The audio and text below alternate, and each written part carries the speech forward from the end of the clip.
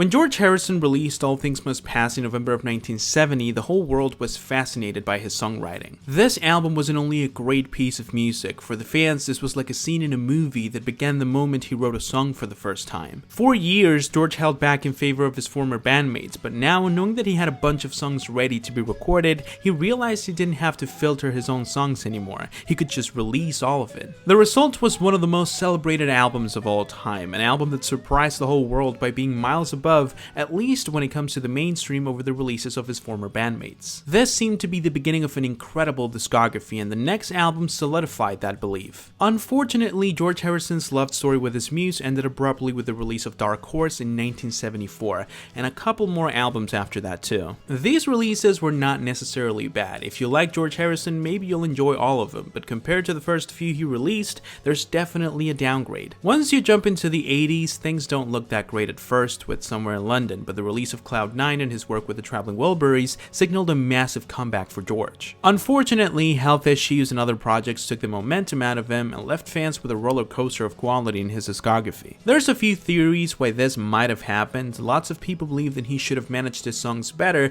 and cut off a few songs from his first album to put them in future releases. Some others believe George simply lost interest in music and was more dedicated to filmmaking and other projects. All of these things could be true, although to be honest, we'll never really know. I feel like even though his discography was filled with a lot of ups and downs, we should just be grateful we had him for as long as we did, and be happy with all the incredible music he left behind.